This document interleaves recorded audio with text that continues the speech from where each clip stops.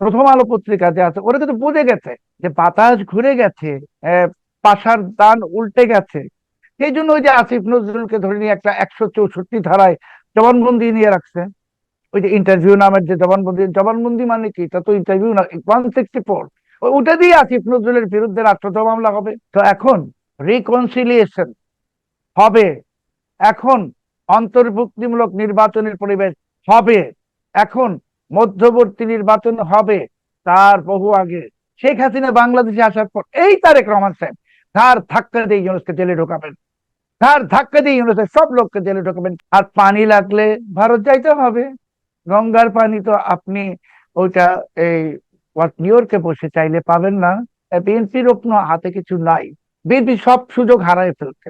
প্রায় 2 বছর আওয়ামী লীগ ক্ষমতার বাইরে, 2 বছর বিএনপি সব সুযোগ হারায় ফেলছে। ইউনুস যেমন সব সুযোগ হারিয়ে এখন গণশত্রুতে পরিণত হয়েছে, বিএনপিকে এখনই আমি গণশত্রু বলতে পারতেছি না, বা হয়তো বলছি না টেকনিক্যাল কারণে। আমাদের আমাদের মাননীয় স্বরাষ্ট্রমন্ত্রী উনি ওই কথাটা বলতে বলতে একটা চমৎকার একটা রহস্যের হাসিও দিতেন। তো এই যে স্বরাষ্ট্রমন্ত্রী মহোদয় সালাউদ্দিন সাহেব, মানে উনি তো 7 বছর, তাই না, ওই ভারতে ছিলেন। তো উনি কিন্তু ভারতের যথেষ্ট ভালো একজন বন্ধু। তো ওই যে আমি যেমন এখন বলছি বয়কট ইন্ডিয়া, বয়কট ইন্ডিয়া, আমার বলা আর অন্য কারো বলা কি সমান নাকি? আমি তো ভারতের শত্রু না, আমি বলছি। তো উনি ওইটা বলছেন, কিন্তু উনি তো ভারতের সবচেয়ে ভালো বন্ধু, সালাউদ্দিন আহমেদ সাহেব সবচেয়ে ভালো বন্ধু। তো উনি বললে তো ভারতও মাইন্ড করবে না। তো কিসের শেখ হাসিনা, উনি খুব ভালো করে জানে শেখ হাসিনা তো কিসের না কি। সালাউদ্দিন সাহেব অনেক জ্ঞানী লোক, সবকিছু জানেন। উনি দেখলেন একটা হাসি দিয়েছে ওই কথাটা বলার ফাঁকে, ওই হাসিটার মধ্যে সব প্রশ্নের উত্তর আছে। উনি জানেন কি করবেন এবং উনি জানেন কি ঘটবে। কিন্তু ঘটার আগে এই যে দানবগুলো আছে বাংলাদেশে, ইউনুস অ্যান্ড গং অ্যান্ড গ্যাং অ্যাকচুয়ালি, ওরা যেন সবকিছু পুরোপুরি টের না পায়, একটু মানে রেখে দিয়ে এই ভেড়াগুলোকে খাঁচার মধ্যে, এক সময় ওটা খুলে দিবে। তারপরে যা হওয়ার তাই হবে। শেখ হাসিনা আসবে, মধ্যবর্তী নির্বাচন হবে, এবং জি। মধ্যবর্তী নির্বাচনে আওয়ামী লীগের বিজয় হবে। এখানে কোনো আর কোনো বিতর্কের কোনো কারণ নেই। আওয়ামী লীগের কারণ বিজয় মানুষ হবে, বিএনপি, ক্ষমতায় আসবে। বিএনপিকে মানুষ ভোট দিবে কেন? আপনি আমাকে বলেন, বিএনপিকে কেন ভোট দিবে? চাঁদাবাজি, দখলবাজি, আর ওই যে কি সব ভুয়া কার্ড বিতরণ, আর কি কি বিএনপির কোনো অর্জন আছে? আমার বাসায়, আপনার বাসায় আমরা তো আওয়ামী লীগ করি না, আমরা তো 3 গুণ বিল দিতে হচ্ছে। তিনি বিএনপি করেন, তিনি জামাত করেন, ওনারও 3 গুণ বিল দিতে হচ্ছে। যিনি জাতীয় পার্টি করেন, ওনারও 3 গুণ বিল দিতে হচ্ছে। আমাদের কারো বাসা বাড়িতে তো 3টা পর্যন্ত গ্যাস থাকে না রান্না করার জন্য, তাই না? আমরা তো দুপুরের খাবার এখন রাতের বেলা খাই। তো এই অবস্থায় বিএনপিকে ভোট দিবে কেন? বিএনপি শোচনীয় পরাজয় হবে। আপনার এই অনুষ্ঠানে আমি বলেছিলাম নির্বাচনের আগে বিএনপি ব্যাপক বিপুল বিজয় হবে। এখন বলছি নেক্সট নির্বাচনে বিএনপি শোচনীয় পরাজয় হবে। শোচনীয় মানে বিরোধী দল হবে। আর জামাত তো আমি 2-3টা আসন যদি পাবে।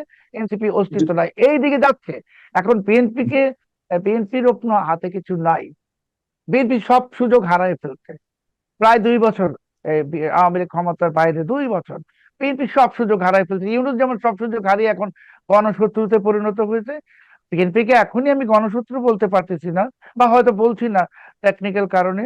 কিন্তু বিএনপিও তাদের সব সুযোগগুলো হারিয়ে ফেলেছে। এখন তারেক রহমান সাহেবের আর নতুন করে কিছু করার নাই। ওনার মন্ত্রীরা তো প্রকাশ্যে অনেক কিছু করতেছে, তাই না? আমরা পত্রপত্রিকায় দেখি যে এটা করে, সেটা করে, কি নাম দিয়ে দেয়, কি এটা করে, টেন্ডার করে, চুরি করে, সবই তো করতেছে। তো কাজেই হুম, বলুন আপনাদের কথা বলুন। বলি, মানচিত্রে অন রেকর্ড শেখ হাসিনা ডিসেম্বরে আসছেন না। শেখ হাসিনা এই বছরের ডিসেম্বরে আসছেন না। শেখ হাসিনা ডিসেম্বরের কয়েক মাস আগেই আসছেন। বলে গেছে তো সবই আমি বলছি বাংলাদেশের রাজনৈতিক হাওয়া, আমি বলি না পাশার দান ইন্টারন্যাশনালি উল্টে গেছে, একেবারেই উঠে গেছে। এখন আমেরিকা ভারত এক অক্ষে চলে আসছে 100%। তাদের সঙ্গে রাশিয়াও আছে। তো কাজেই এখন চীনের প্রভাব ঠেকানোর জন্য ভারত এবং আমেরিকা এক অক্ষে অবস্থান নিয়ে নিয়েছে। এই পরিস্থিতিতে বাংলাদেশের রাজনীতির ভবিষ্যৎ নির্ধারিত হবে এই দুই দেশের সিদ্ধান্তে। এবং বাংলাদেশে যে একটা পরিস্থিতি, একটা দম আটকানো পরিস্থিতি, যে একটা বড় রাজনৈতিক দল 6-7 কোটি তাদের সমর্থক, তাদেরকে আপনারা বাদ দিয়ে রাখছেন, এইগুলা হবে না। এইগুলা আসলে অবাস্তব চিন্তা, অবান্তর চিন্তা। এটা একটা টেম্পোরারি একটা ঘটনা ঘটেছে ইউনূসের কারণে। আমার মনে হয় বিএনপিও বুঝতে পারছে যে এটা বিএনপির জন্যই আখেরে আত্মঘাতীমূলক। কারণ বিএনপি যদি আওয়ামী লীগকে রাজনীতির বাইরে রাখে, তাহলে বিএনপিকে যারা আসলে বিএনপির হন্তারক, যারা আওয়ামী লীগেরও হন্তারক, সেই জামাত এবং উগ্রবাদী এবং স্বাধীনতা বিরোধী অপশক্তি, তারা মাথাচাড়া দিয়ে উঠলে শেষ পর্যন্ত ওই ফ্রাঙ্কেনস্টাইন আওয়ামী লীগও রাখবে না, বিএনপিও রাখবে না, বাংলাদেশটাকে ওরা দখল করবে। এই পরিস্থিতি থেকে মুক্তির একমাত্র পথ সেটা অন্তর্ভুক্তিমূলক নির্বাচন। তারেক রহমান সাহেব নিশ্চিতভাবে জানেন, এটা উনি জানেন এবং উনি এটা বিশ্বাস করেন এরই মধ্যে, এবং উনি এটা করবেন।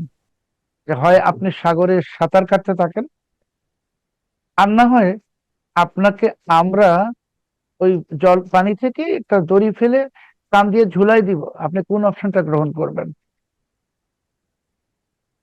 তারেক রহমান সাহেবের অবস্থাটাও সেম।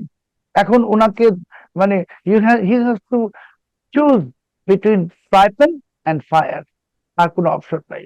উনার সর্বোচ্চ ভুল ছিল যে উনি ক্ষমতায় আসার পরপরই আওয়ামী লীগ নিষিদ্ধের যে ইউনূসের ষড়যন্ত্র, সেই ফাঁদে উনি পা দিয়ে দিয়েছেন। যদি ওটা না করতেন, আজকে বাংলাদেশের রাজনীতি পরিস্থিতি আরেক রকম থাকতো এবং বিএনপির জন্য অনেক নির্ঝঞ্ঝাট হতো। বিএনপিকে ঝঞ্ঝাটে বিপদে ফেলে দিতে ইউরোপ ওই আইনটা করে, আর সেই আইনটাকে পাশ করে আওয়ামী বিএনপি সেই ইউনূসের ফাঁদে পা দিচ্ছে, যার খেসারত এখন বিএনপিকে দিতে হবে সেই আটলান্টিকে ছুঁড়ে ফেলা লোকটার মতো, যে তুমি কি পানিতে ডুবে মরবা নাকি তোমাকে রশি লাগায় গলায় আমরা ঝুলাই দিব, দুটার একটা।